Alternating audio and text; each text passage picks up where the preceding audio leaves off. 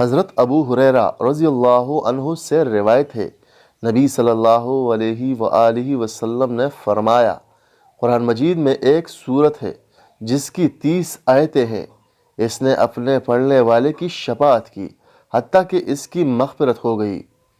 حضرت ابو ہریرہ رضی اللہ عنہ سے روایت ہے، رسول اللہ صلی اللہ علیہ وآلہ وسلم نے فرمایا، قل هو اللہ احد سورہ اخلاص تہائی قرآن کے برابر ہے۔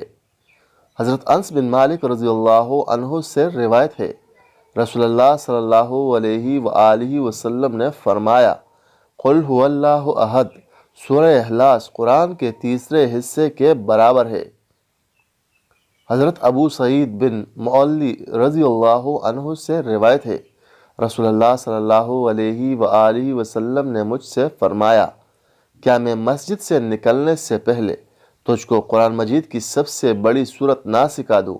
اس کے بعد جب نبی صلی اللہ علیہ وآلہ وسلم مسجد سے باہر تشریف لے جانے لگے تو میں نے آپ کو یاد دہانی کرائی۔